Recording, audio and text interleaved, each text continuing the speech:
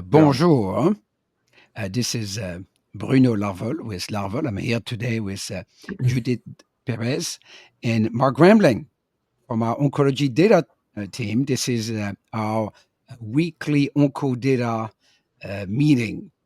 And we are trying a new format today, which is just 15 minutes. And we're trying to make it as compact as possible to talk about a topic interesting to you. Larvol is a SaaS company. We sell data, we sell software to pharma company, in particular in oncology. And one of our platform is a platform called Larvol Clin, CLIN.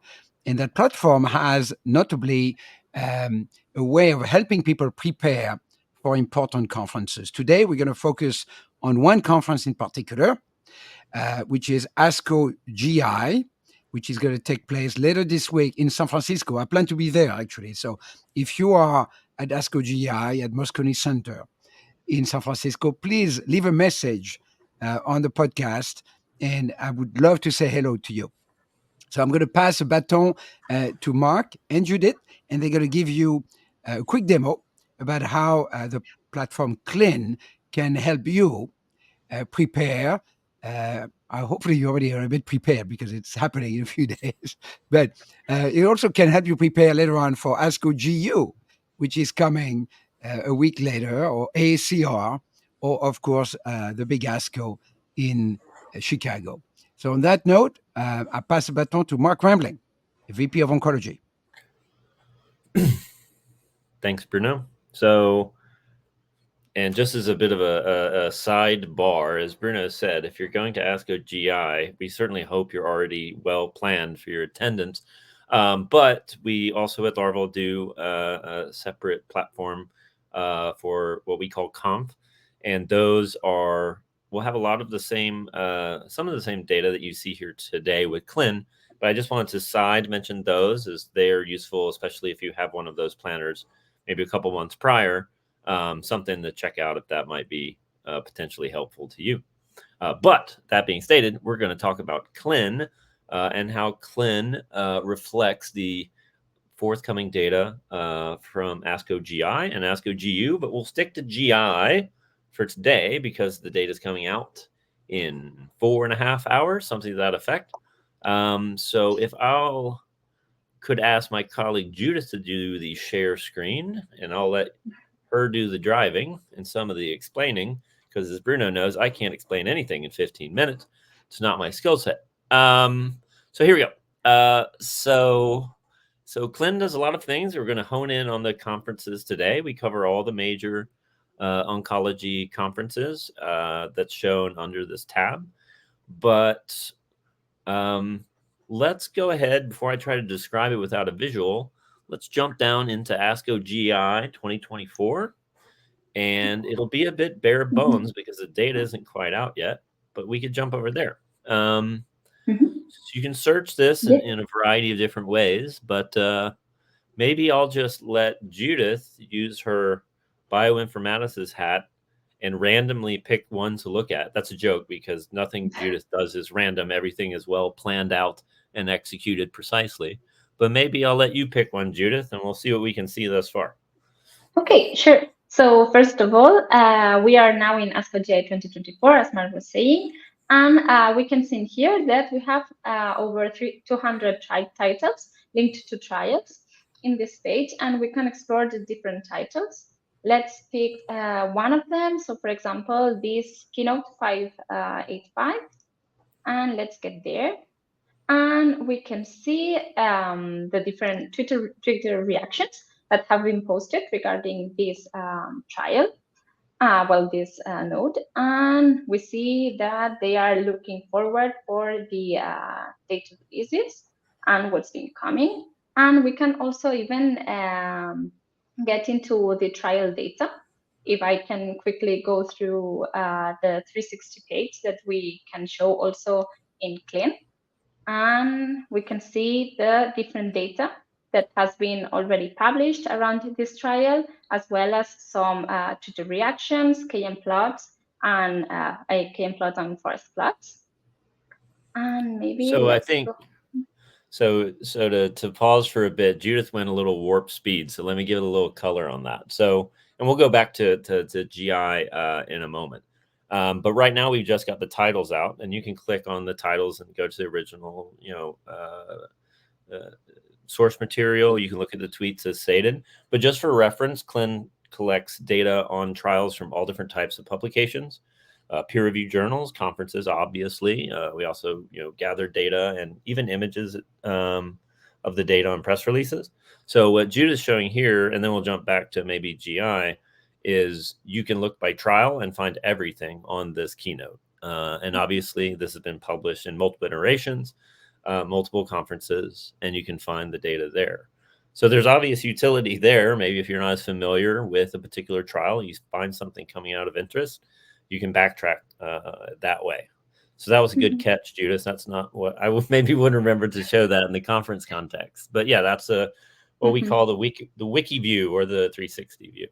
But that's, sorry, I just was giving some more colors. Let's go back to GI. And you talked about the tweets. And maybe if we could go, there's not too many tweets yet, except for the people waiting around for data like we are. So how might you describe positive, not rated, and negative? Right now, it looks like all we have is not rated or positive. So maybe click on the two of the positives. Maybe you can explain from an example how you might define positive. Yes, we can see there were like around 20 tweets for this conference right now. And most of them were not rated. And in here, we have one positive comment that is, I'm so excited about the poster that on this particular trial. So it's like a positive sentiment or excitement about the release, while not rated, it's more ambiguous, not negative nor positive sentiment about the trial. Well, how about this? You can be excited about something in the future, but you're not sure what's going to happen. But after the conference, during the conference, we'll be getting reactions to the data releases themselves as they come out. Is this practice changing? Is this a positive result? Or maybe for somebody who has a contrarian view that maybe it's has too many adverse events. So I think maybe to illustrate that, just for sake of example, let's go to GI 2023 as maybe a preview of what we're expecting to come forth at this year's conference. So let's just jump over there. And as you do that, I want to add one comment, which is that on the roadmap for this product, in addition to extracting the three sentiment, positive and not rated, meaning neutral and negative, we're also going to extract the tweets that are talking about impact on standard of care, change of practice. And we're doing that with a mix of our analysts and AI. So it's going to be very exciting because we'll be able to see also through all of these tweets what is a sentiment about whether or not this trial is not only positive, but so positive and so uniquely positive, I would say, that it's expected to change the standard of care, to be probably reimbursed, and to end up in an NCCN guideline. And what's interesting about the way we do that, I'm putting my infomercial hat here, Mark, is that it's not Mark's opinion. It's not Judith's or Bruno's opinion. It's the opinion of a panel, a total panel of 2,600 oncologists on Twitter. They're all oncologists. They are validated voice, and we analyze that conversation to extract these sentiments. So that's on the roadmap for us moving forward. All right. End of infomercial. Back to you. With that infomercial preface, where were we?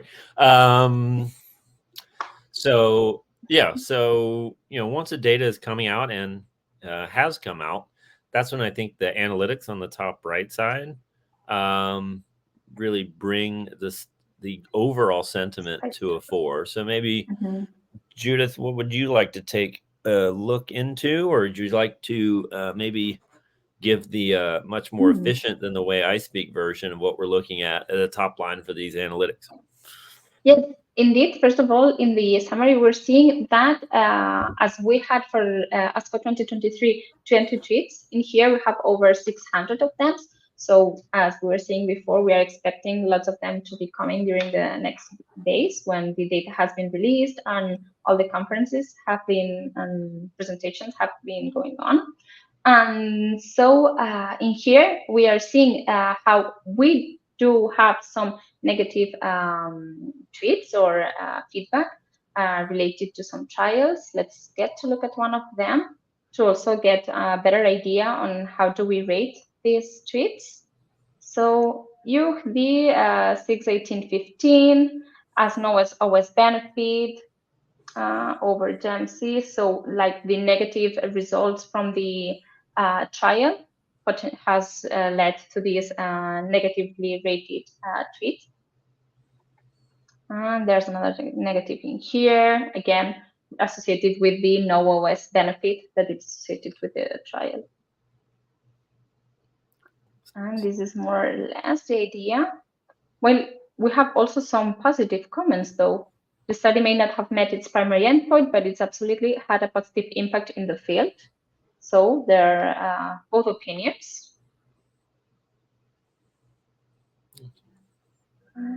And this is again where Bruno is describing that in the future we're building out that this will be tagged with things like practice changing, both combining AI and also we have curators.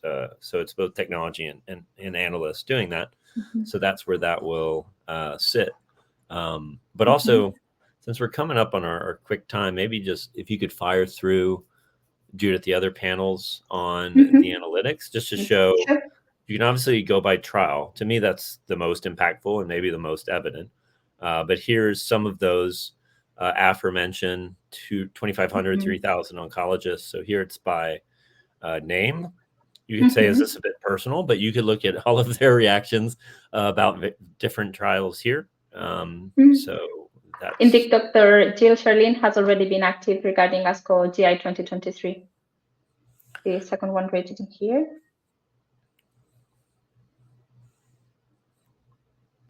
You can keep trucking. So these work on this. This combines both academic sponsors as well as industry sponsors of the trials, but a way to look at maybe how you're performing at the conference in terms of reactions or your competitors.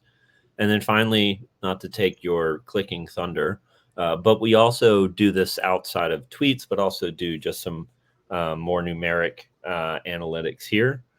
Just blocking out the relevant abstracts for a particular product, for example. So also different ways to look at the data. And an interesting way to look at the data is to compare years, right? With the toggle button at the top right. Yes. I always forget that. So you can look at trends in how many abstracts are being released here. So you can do that on the products and also I think on two more additional panels. Yes, with MOAs, you can look year over year, how the volume of how much that is being reported on, etc. So that's sort of the one more top diseases. So surprising movement in hepatocellular carcinoma year over year. That's just one thing that jumps out to me. So I guess in brief, hopefully in days, you're going to start see the data for ASCO GI, the 2,500, 3,000 oncologists that we cover in Clin will begin reacting to that data. And all of these analytics, all of the set you're seeing is updated in real time. So all of that will be being collected, unfolding in the next days. And if this can be a tool that you think you could support you and your conference planning or bring value to your conference attendance. To put my infomercial hat on, obviously reach out to us to learn a little bit more about Clin. So, and in conclusion, I want to say special announcement or special deal here. If you would like to access this right now, there's two ways to do it. Number one, there's a free version already. If you go to larvolclin.com, you can access a lot of that data, but not all of it. you cannot access the analytics. You can access the list of abstract and titles and all the tweets related to them, but not these fancy analytics. So, however, special deal. If you send a message to Mark or to Judith or to me right now on social media or otherwise, we will give you a no cost login for free to have access to, on a pilot basis, to have access to all these analytics as well. So I hope you take advantage of that. We enjoy having you listening to our podcast. Thank you very much. We will actually have an equivalent podcast next week talking about ASCO GU. So stay tuned for that. And again, I hope to see you in person in San Francisco. If you're here, please send me a message. Thank you. Goodbye. Au revoir. Thank you. Bye.